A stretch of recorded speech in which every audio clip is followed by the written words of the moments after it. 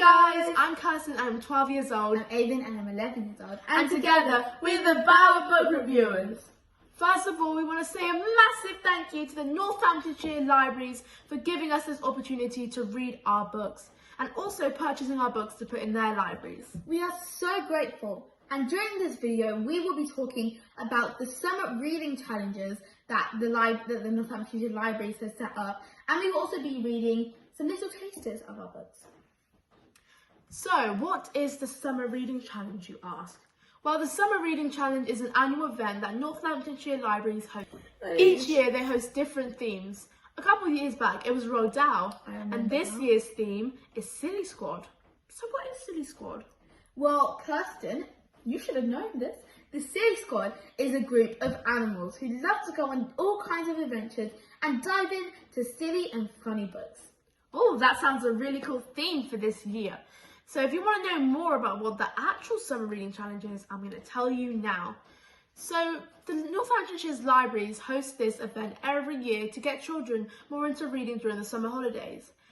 More children are less likely to pick up a book in the summer holidays than when it's not the summer holidays. So this event is to get children really involved and motivated to read in the summer holidays because all they want to do is go on games and nothing but games.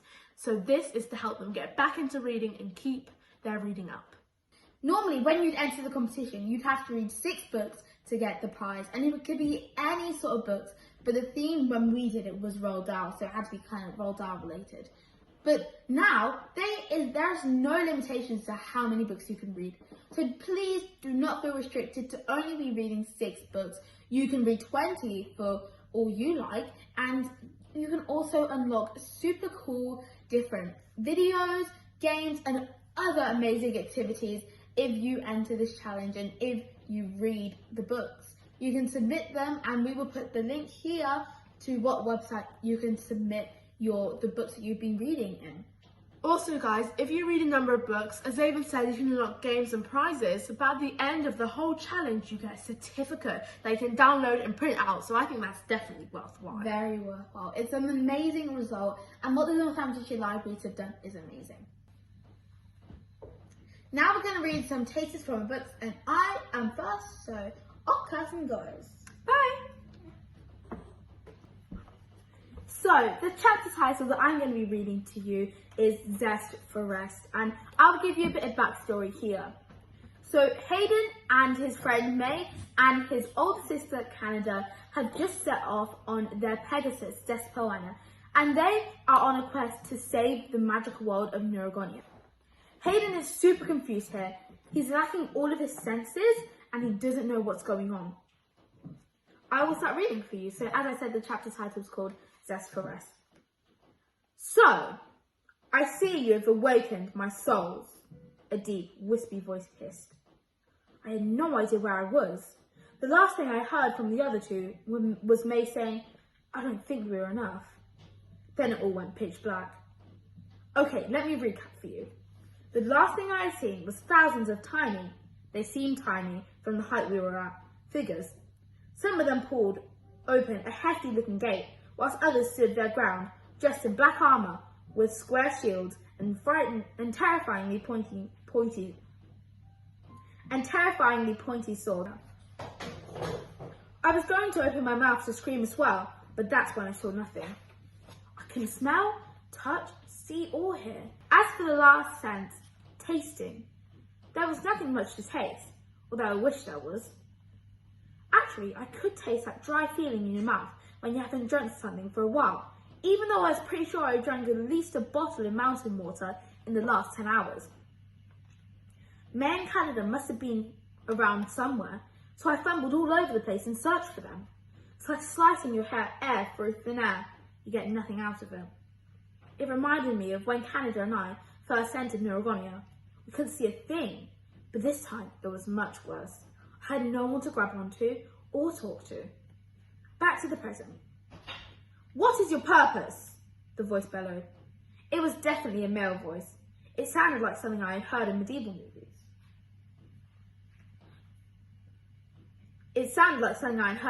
movies.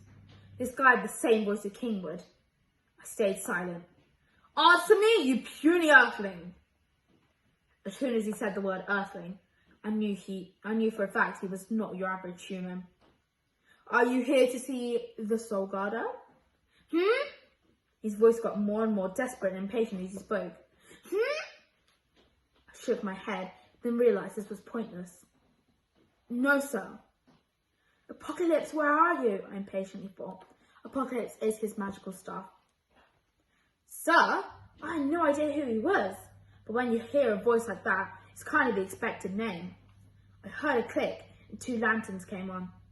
I looked around worriedly and saw myself on my knees with my hands tied behind my back. No friends, no bag, no apocalypse. In front of me sat a giant throne made out of moving black mist. On the throne sat my could-be nightmare. There was a tall, muscly man. His skin was so dark it was nearly black. He had braided dark ginger hair that reached 3/4 of the way down his back. He had an all-black cloak that reached his ankles, under which I could make out black cowboy boots with many spurs. I am Master Society. I will not accept a pathetic sir. You can call me a god, if you wish.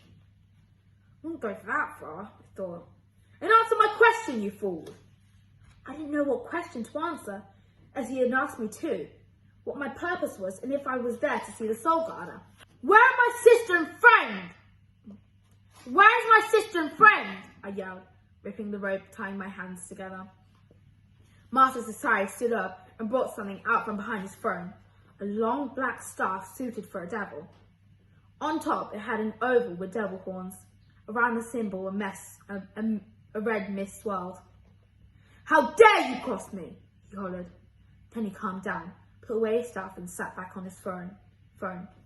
Lacing his fingers, he whispered, I'll tell you where your friends are, on one condition. You take my Soul Guard on the rest of your journey. I stood there, wheezing from all the shouting I'd done recently. My arms were already ready to strike, but my legs were trembling. For the next 30 seconds, I thought as hard as possible. Take your time, boy, Society hissed. I'll take the Soul Guarder. Society's smile expanded. Follow me to the arsenal of forgotten souls. Hey guys, it's me, Kirsten again, and I'm going to be reading a taster from my book, Sagas of Anya. So I'm just going to give you a little summary of my book so you know kind of what this book is about. The genre of the book is historical fiction, and I would say the age rating is about maybe 7, 8 plus. It's not that much of a difficult book, but definitely a little older in some parts. So yeah, probably a 7 or 8 plus. This book is about a girl called Anya, as you can see on the front cover, and she lives a perfectly average life with her mum and her dad, or mam and tad as she calls them, in Cardiff, where she lives. But one day her mum tragically dies because of a long-term sickness, and her life just goes downhill really, really fast. Her dad turns to drink because of how grief-stricken he is, and he just loses it. He loses furniture, and he ends up losing the house. I kind of hinted at that. It's not that clear in the book, but I kind of hinted at that in the book. And he ended up actually losing his daughter. She was forced to be sent away at only the age of 13 to go to work as a maid in London, in Tippett's house, under the cruel and watchful eye of Mrs. Axton, the housekeeper. So this book is all about what she gets up to in London, the tragedies, you know, how it's like living up as a girl without her mother. And, you know, mostly about London and all her adventures. That's why it's called Sagas, because Sagas means like a story, if you didn't know, like so the story of Anya. So now I'm going to be reading my taster. My taster is called The Circus, so I'll just give you a hint. She's in London right now. She was meant to go get some groceries for Mrs. Axton, but she saw a big red tent and she was curious. So she went inside when she was supposed to be getting groceries. Chapter 12, The Circus. I quietly crept round to the back of the striped tent. I lifted the fabric and slipped inside. It was so noisy. Children were shouting and clapping, their faces flushed with excitement as acrobats were tumbling about the floor. The circus was packed and there was nowhere to sit. My legs soon started to get tired from standing, so I squeezed between a broad man and a plump woman, stealing half of their seats each so I had a full one. A young boy flipped around the floor. He was very good, but he kept doing the same tumbles. I eventually got bored of him showing off his moves and slipped through the bustling crowds to use my money to buy myself a gingerbread. It reminded me of Daisy and how we become unfriends. I miss Markovich and Daisy and Frank. After the acrobat had finished, a young woman with jet black hair and dazzling smile entered the circle. She grinned and waved and climbed up a ladder which led to a thin piece of rope. Now the marvellous Marie will walk the high wire rope, a man with a rather large whip announced. I was instantly in awe of her. She walked across the rope effortlessly, as if she was taking an evening stroll. Then she started jumping on it. I clapped until my hands were sore. The rest of the acts were good enough, but none as grand as the marvellous Marie. I watched comic tramps, more tumblers and horse riders, but they just failed to amuse me. When all the acts finished and bowed, I suddenly remembered I was meant to go to the market and get the things for Mrs. Axton. I ran out of the tent as fast as my legs would take me. "Oi, you're that wretch who I said couldn't come in!" the man who chatted too much shouted. "Hey, get back here, I'm not done with you yet!" I kept running. Outside it was getting dark, and there were only a few market stalls left, none of which were selling the groceries Mrs. Axton had asked for. Great. My first full day, and I was already in terrible trouble. I hung my head and started trudging back to Tivit's house when I heard a high-pitched cry. It was like a little baby crying for help. I knew I should have just gone back to Tivit's house if I didn't want to get into any more trouble. I couldn't exactly leave him, or her, whatever gender it was, there all alone at night. I followed the crying until the sound got louder and louder. It seemed like the cry was coming from under an abandoned market stall. I looked around just to make sure the owner of the stall wasn't anywhere near and lifted up the cloth covering the stall. Oh my. And I'm going to stop there. There are a few lines left to that chapter. I think that's a pretty good place to stop as it leaves you on a cliffhanger. So, we all love our cliffhangers. If you guys want to purchase this book, you can go to our website, www.mbawabooks.co.uk, Mbawa spelled Mbawa, and you can also find more about us on our Facebook and Instagram, but still under the name Mbawa Book Reviewers. Mbawa still spelled Mbawa. Thank you for listening to my taster. So if you enjoyed those tasters, please consider buying our books, and we will recite where you can get them from. So you can get them from www.mbawabooks.co.uk, Mbawa spelled Mbawa. You can also get it from Amazon and Kindle. Amazon worldwide. You just need to search up the names of our books, which are Land of the Nurogons and Sagas of Anya. So you can easily find our books that way, and yes, you can also get it on Amazon Kindle, or is it just you can also get it on Kindle. Also, if you order from our website, you can also buy some postcards to come with your books and a personalised message on the back just for you, so make sure you get buying. Or you can buy these postcards to send off to anyone else. You can also find bookmarks there, which we do not currently have on us. But check on our website to see some amazing bookmarks with different coloured tassels. Also, we are gifting signed copies. So if you would like a signed copy, go buy our books on www.mbawabooks.co.uk. It has to be on our website if you want a signed copy. Mbawa spelled Mbawa. So thank you once again to Northamptonshire Library.